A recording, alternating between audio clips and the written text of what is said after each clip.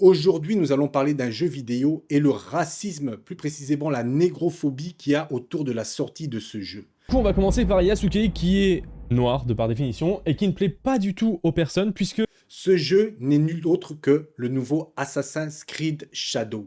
Pour ceux de la chaîne qui s'y connaissent un peu en jeu vidéo, le nom de Assassin's Creed ne doit pas vous être inconnu. Mais cette fois-ci, il y a quelque chose de bien particulier, bien spécial, c'est qu'il y aura deux héros. Une femme japonaise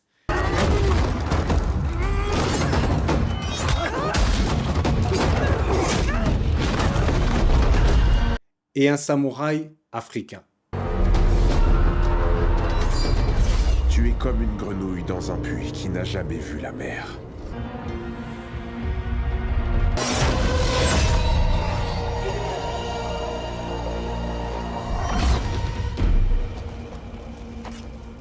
Mais toi, continueras-tu de suivre le fil de cette rivière?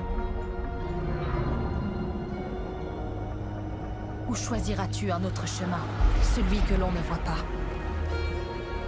Nous devons trouver cette voie. Ensemble. Lancez le générique. Mbote Bandeko et bienvenue sur ma chaîne. Si ce n'est pas encore fait, n'hésitez pas de vous abonner et surtout d'appuyer la petite cloche pour être au courant de chaque sortie de mes nouvelles vidéos. Et un petit pouce bleu aussi ferait grand plaisir. Aujourd'hui, nous allons parler d'un jeu vidéo un peu spécial. Assassin's Creed. Dans les précédents opus d'Assassin's Creed, il y en a eu en Europe médiévale, il y en a eu aussi dans l'Égypte ancienne, même si dans l'Égypte ancienne, ils auraient pu mettre aussi un Africain, un Noir, mais bon, on sait très bien qu'ils ne veulent pas s'avouer que les pharaons étaient noirs. Bon, ça, on va encore mettre ça de côté. Mais sinon, le nouveau Assassin's Creed se passe au Japon, dans le Japon médiéval, et ils ont choisi deux héros cette fois-ci.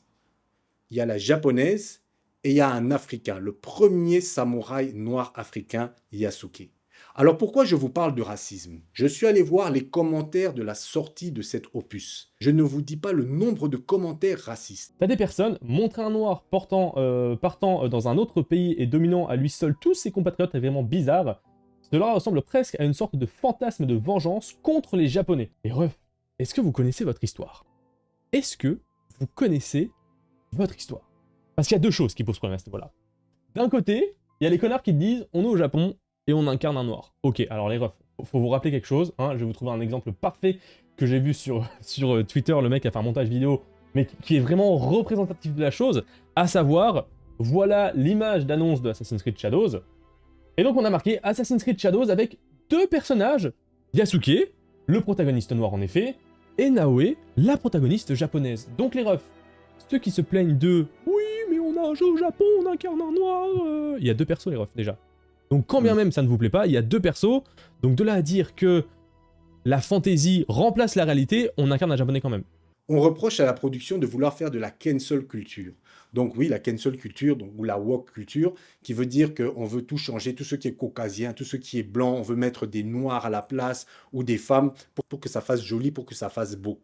Eh ben non, Yasuke a vraiment existé. Ce fut le premier samouraï noir. Alors dans les commentaires, il y a tous ces caucasiens racistes qui se prennent pour des suprémacistes blancs, qui vont dire que c'est de la cancel culture. Alors nous, on les informe que non, ce samouraï a réellement existé. Et On incarne déjà un japonais, mais en plus de ça, Val, côté historique, je te laisse en parler. Alors effectivement, Yasuke, ce serait le premier samouraï noir, et c'est aussi en même temps le premier personnage historique ayant vraiment existé, du coup, qu'on incarne dans un Assassin's Creed. L'existence de Yasuke, elle est réelle. Son parcours, il est un peu plus compliqué à retranscrire.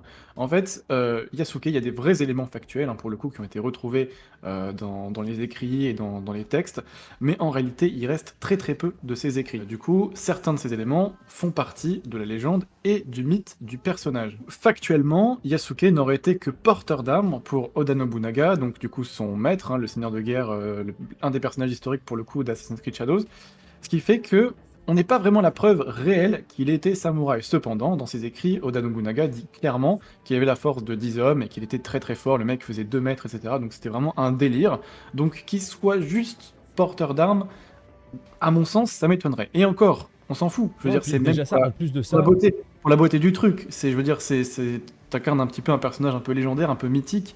C'est comme si t'incarnais Ragnar Lothbrok de la série Viking. Donc pour le coup, Je vois pas pourquoi les gens se plaignent. Ah si, c'est parce qu'il est noir.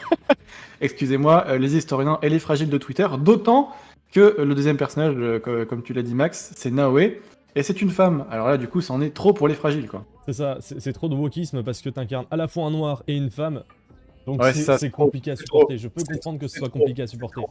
Parce que eux, dans leur esprit, en 1500, ils ne pouvaient pas avoir un Africain qui puisse aller au Japon et devenir samouraï. Alors que eux, les Occidentaux, étaient très mal vus au Japon.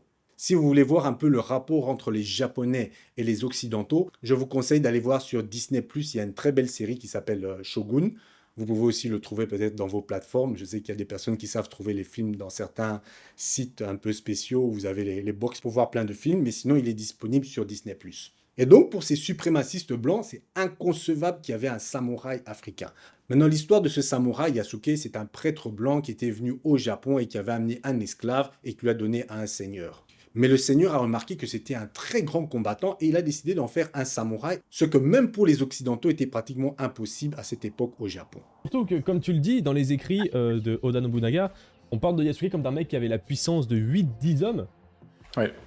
Sauf qu'à partir du moment où tu peux comparer la puissance d'un mec dans des écrits factuels, historiques qui ont réellement existé, je vais pas aller dans la rue, voir un mec au pif et dire oh le mec là il a l'air d'avoir la puissance de 10 hommes. Ouais, c'est clair. Donc c'est que factuellement il a participé à des choses, il a réellement existé. Donc les fragiles racistes de Twitter, etc. On incarne bien Yasuke, c'est marqué de toute façon sur Wikipédia. Je vous ai déjà mis un petit extrait, je vous ai mis un petit extrait, mais regardez sa page Wikipédia, c'est factuel. Yasuke, aussi connu sous le nom de Kuro-san, donc qui signifie noir. Ça se trouve, c'est pour ça. Ça se trouve, les personnes à qui ça ne plaît pas sont des japonais et sont un petit peu racistes pour le coup. Mais il s'est appelé Kuro-san, donc je sais pas ce que ça veut dire, Kurosuke, etc. Il était porteur d'armes et servant qui a vécu au XVIe siècle, et donc il a servi Oda Nobunaga, et il est dans les mémoires d'Oda Nobunaga, donc c'était ça qu'on voulait aborder en premier. Si vous voulez en savoir plus sur Yasuke ludiquement, il y a aussi un dessin animé qui est sur Netflix du nom de Yasuke. Et vous pouvez aussi taper son nom sur Google, vous pourrez voir l'histoire. Mais si vous voulez le voir ludiquement avec les enfants, enfin, on va dire les adolescents, parce qu'il est quand même assez violent le dessin animé. Et c'est toujours bien de regarder ludiquement l'histoire d'un samouraï pour après aller approfondir en cherchant des livres qui parlent de son histoire. Mais c'est une histoire très passionnante. Et même les concepteurs du jeu vidéo ont avoué que lorsqu'ils sont tombés sur l'histoire de Yasuke, ils étaient vraiment très surpris et se sont pris de passion pour ce personnage. Mais il faut voir les commentaires des Caucasiens. Ah oui, ils l'ont utilisé seulement pour faire peur à ses ennemis parce qu'il était noir, ça ferait peur aux ennemis. Donc vous avez déjà vu les guerres au Japon, dans le Japon médiéval, avec des centaines de milliers de soldats. Et soi-disant, ils voient un soldat noir, ils vont se dire on va peur, on va pas tirer les flèches, on va pas aller attaquer. Les Japonais, des guerriers comme les Japonais, ils auraient eu peur parce que la personne est noire. Il y en a d'autres qui ont dit non, ça n'a jamais été un samouraï, ça a toujours été un esclave, c'était juste pour le paraître. Complètement faux. Si vous allez lire l'histoire de Yasuke, c'était un samouraï haut gradé, respecté. Maintenant, je ne sais pas qu'est-ce que les Occidentaux, ils ont peur de l'Afrique ces derniers temps, ils ont peur qu'on les grand remplace, ils ont peur qu'on les envahisse, ils ont peur du grand remplacement, ils ont peur que leur culture va disparaître. Mais c'est eux qui étaient venus faire disparaître la culture des Africains. En fait, la peur, c'est comme s'ils voyaient un miroir, ils se disent « Ah non, maintenant que les Africains sont beaucoup, ils vont venir nous coloniser, ils vont détruire notre culture. » Regardez-moi ça, et la personne a totalement raison. Pourquoi ça vous dérange d'avoir Yasuke noir au Japon et de pas incarner un protagoniste japonais dans cette œuvre de Assassin's Creed Shadows, là où on a la série Shogun qui est sortie récemment, et on avait John Blackthorne qui était un anglais au Japon, ça n'a fait chier personne, et nous avions un autre film avec Tom Cruise. Excellent film d'ailleurs, Le Dernier Samouraï. Voilà, Film. et encore une fois, c'est un blanc, c'est pas un japonais. Donc au Et là, bout d'un c'est moment, pas un problème bizarrement. soit vous cassez les couilles pour tout, soit vous cassez les couilles pour rien, mais sinon, fermez vos gueules, en gros, voilà. Après, c'est la toxicité de Twitter comme d'habitude, mais Il même. n'y a pas que Twitter, regarde les commentaires de la description Même, YouTube. ouais, même sur YouTube, c'est clair que c'est vraiment n'importe quoi. Et je pense que le jeu se fait malheureusement défoncer d'avance pour ça par le public américain, par le public européen et aussi par le public japonais, parce que le public japonais, on rappelle que les Japs sont quand même très, enfin, ils aiment pas trop les étrangers, quoi. Historiquement, ça a toujours été, et ça l'est encore beaucoup aujourd'hui. Il y a plein de personnes. Moi, je suis par exemple un compte Instagram qui s'appelle Gaijin au Japon. Gaijin, ça veut dire étranger. Et au début, quand il est arrivé, il a eu beaucoup de mal à s'intégrer dans cette communauté-là. Donc aujourd'hui, c'est encore très présent au Japon. Et à l'époque, ça devait l'être aussi. Donc moi, je trouve que c'est bien. C'est une très bonne idée de la part d'Ubisoft D'autant que Assassin's Creed n'a jamais eu vocation de retranscrire l'histoire des personnages à 100% fidèlement, mais plutôt le setting de l'époque. Et se cacher derrière une potentielle incohérence pour éviter de dire racisme n'est pas une bonne excuse. On rappelle que dans Assassin's Creed, on combat des serpents géants, on combat des minotaures, on a une machine virtuelle et futuriste qui permet de revivre les mémoires. On a Pythagore carrément dans Odyssée qui est enfermé dans l'Atlantide avec un bâton le rendant immortel. Bon là ça devient pour vous.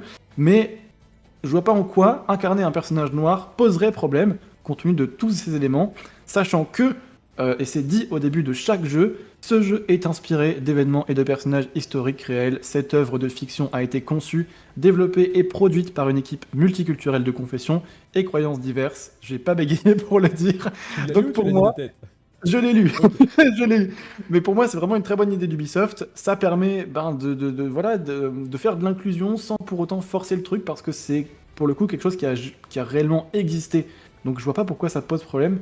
Moi, je trouve que c'est une super idée, et franchement, Voilà. bravo Ubisoft encore une fois. Après, je comprends leur peur, c'est à cause de la démographie de l'Afrique. Il y a plus en plus d'Africains, et je vous rappelle que pendant la colonisation, s'ils nous ont colonisés, il ne faut pas croire que c'est par leur force, c'est parce qu'ils étaient beaucoup plus nombreux. À cause de l'esclavage et le fait de vider l'Afrique de sa population, lorsqu'ils sont venus coloniser, il y avait peut-être 100 millions d'habitants maximum dans toute l'Afrique. Alors que l'Europe, la toute petite Europe, ils en avaient 400 millions. Et rien que la France, je pense qu'ils étaient à 30 millions d'habitants, donc pour eux, c'était très facile. Donc il faut imaginer, la France, c'était 30 millions d'habitants. Lorsqu'ils viennent envahir, par exemple, l'Algérie, dans l'Algérie, il n'y a que 2 millions d'habitants. Mais maintenant, avec l'émancipation de l'Afrique et le nombre de populations qui ne fait qu'augmenter, le ratio 1 sur 4 a changé de camp. Donc maintenant, il y a 4 fois plus d'Africains que d'Européens. Et eux, ils pensent qu'on a la même mentalité que eux, de se dire, on va venir les envahir, on va venir imposer notre culture et tout ça. Donc c'est une peur qu'ils ont. Donc même dans un jeu vidéo qui parle de l'Asie, du Japon, ils voient un noir. En eux, ça devient, je sais pas, ça commence à bouillir, commence à avoir peur. Juste en voyant la sortie du jeu vidéo, je vous dis, il y en a, ils sont allés fermer la porte à double tour. Juste au cas où, en se disant, peut-être qu'il y a un samouraï africain qui va rentrer ce soir pour me liquider. Je comprends pas ce racisme, cette peur. Enfin, je comprends, c'est qu'ils ont fait tellement de mal et ils continuent encore à faire du mal, qu'ils se disent que si le rapport de force change, d'office, on va faire comme eux, on va venir les attaquer. Ils pensent comme ça, ils ne font même pas exprès. Ils sont comme ça, en fait. C'est dans leur ADN.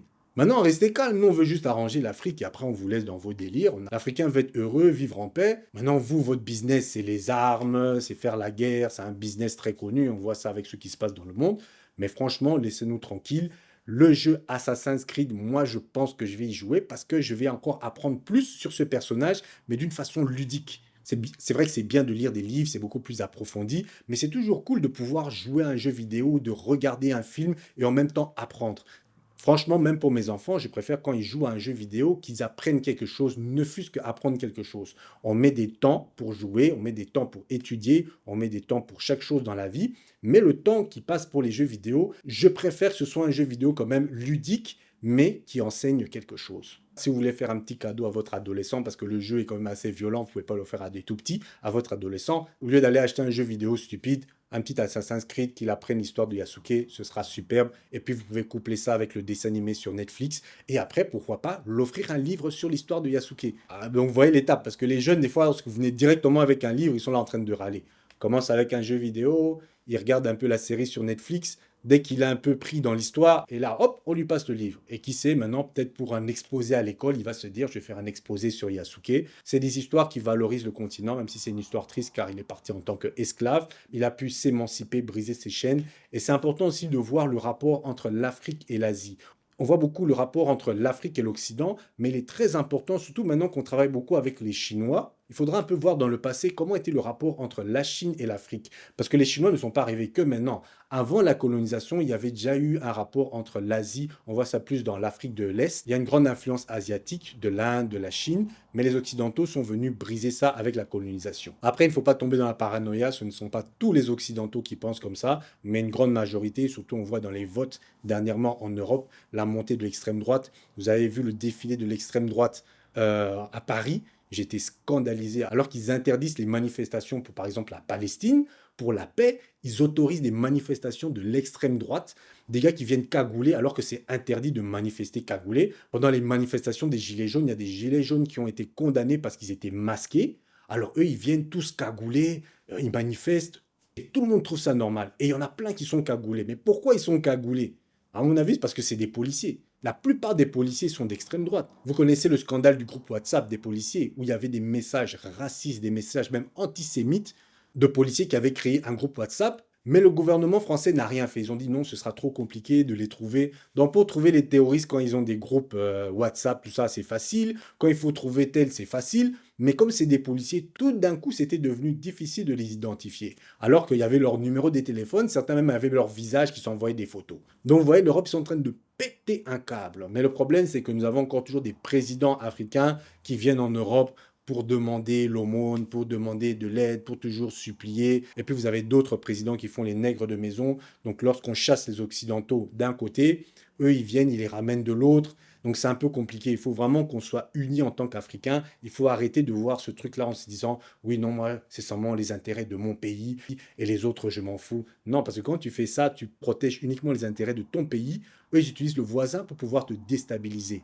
Donc le voisin, là, s'il y a un président traître chez le voisin, il faut que toute l'Afrique le vire. Et je ne cache pas mes mots, moi je parle de Kagame. Quelqu'un comme Kagame, qui va aller prendre des réfugiés en Angleterre pour de l'argent, les amener au Rwanda, pour après les envoyer soit au Congo, Kinshasa ou au Congo-Brazzaville, parce qu'il a acquis des milliers d'hectares au Congo-Brazzaville, donc il va les envoyer là-bas, comme si c'était un marchand d'esclaves. Et on le paye pour ça, donc c'est même pas gratuitement, il reçoit de l'argent pour ça, mais c'est de la traite négrière. Et quand on a quelqu'un comme Kagame qui fait de la traite négrière 4.0, on doit se débarrasser de ce genre de dirigeants. Donc voilà, c'était l'histoire de Yasuke. Il y a une série, donc un dessin animé sur Netflix. Après tous les commentaires racistes que j'ai vus pour la sortie de ce jeu vidéo, ça m'a fait plus rire qu'autre chose, parce que moi je sais que ça les fait très mal. Lorsqu'ils ont vu ça, ça les a fait mal. Parce que comment faire du mal aux racistes? Je vais vous dire comment faire du mal aux racistes lorsque vous êtes africain. Comment faire du mal aux racistes?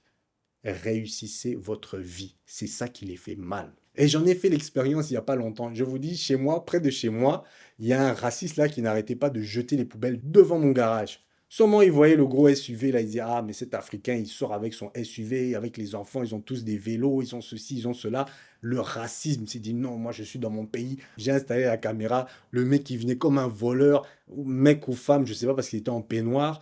Il vient, il jetait les ordures et puis il fuyait vite comme un voleur. Un jour, il est venu comme ça, la caméra s'est allumée. Bah! Type panique. Maintenant, il vient plus. Hein. Maintenant, c'est clean. J'ai arrangé, mais il venait. Ça fait au moins plusieurs mois hein, qu'il t'occupait.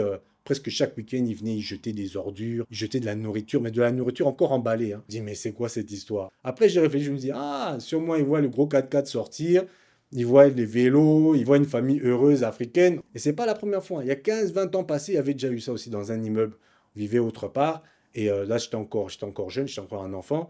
On retrouvait des fois dans notre boîte aux lettres comme ça, on trouvait des os de poulet, des trucs bizarres comme ça. Quand on était les seuls Africains là dans le bâtiment, ah voilà, ils nous balançaient ça dans notre boîte aux lettres. Parce qu'on est parti de rien en Occident, on a toujours essayé d'évoluer. Donc quand ils commençaient à voir, oh mais qu'est-ce que les Africains font dans un quartier comme ça? Non, les Africains doivent être dans le ghetto là-bas, ils voulaient qu'on soit tous dans le ghetto. Mais quand ils voyaient que non pas, on s'imposait aussi dans les beaux quartiers, ah non, commence à jeter des ordures, faire des trucs comme ça. Bon, on s'en fout, on nettoyait, on ouvrait, on nettoyait, on ouvrait. Mais on restait là, on les montrait qu'on est placé, on est sur le terrain.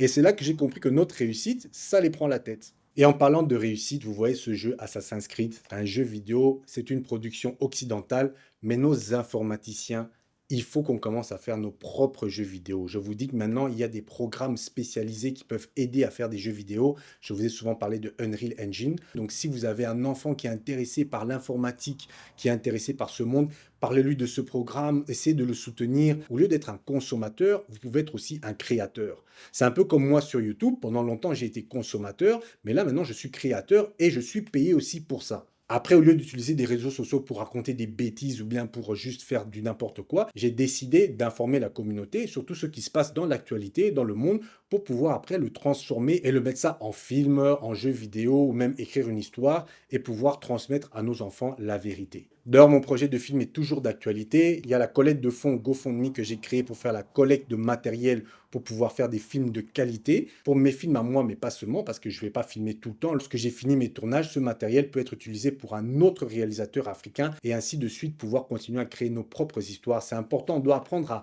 investir sur nous-mêmes. Et lorsqu'il y aura tous ces films, il est important aussi pour vous, les informaticiens, de nous créer des plateformes un peu comme Netflix, où aussi on pourra proposer notre film et ne pas être censuré. gérer. Ça aussi, c'est très important. Vous voyez que c'est toute une infrastructure qui doit être créée et on a besoin de tout le monde. Il n'y a pas qu'une seule personne qui doit faire ça. On doit vraiment être en masse et pouvoir s'organiser pour pouvoir créer ce genre de projet. C'est important pas seulement pour nous, mais aussi pour nos enfants. Alors, si vous voulez soutenir le projet, je vous mets l'adresse du GoFundMe.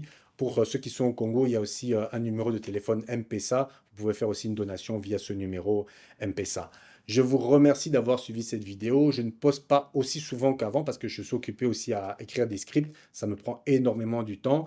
Donc, je ne suis pas aussi souvent sur YouTube qu'avant. Mais en tout cas, n'hésitez pas, abonnez-vous, cliquez sur la cloche, mettez un pouce. N'hésitez pas aussi à commenter parce que sur ma chaîne, moi, j'aime quand on commente, que je peux répondre. Je ne peux pas répondre à tout le monde, bien sûr, mais surtout au début, j'essaie de répondre au maximum.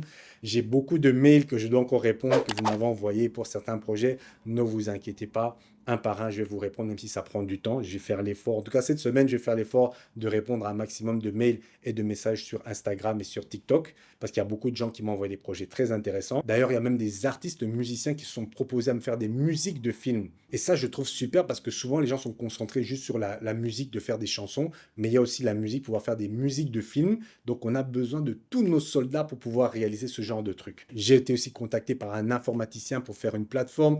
Enfin bref, il y a tellement de choses et tout vient en même temps. C'est beaucoup pour moi, je dois un peu m'organiser, mais je prendrai le temps vraiment de répondre à chaque personne un par un. Ne vous inquiétez pas, sur mon Instagram, pour ceux qui ont Instagram, ou sur TikTok. Donc voilà, je vous dis encore au revoir et prenez soin de vos familles. Passez une belle journée.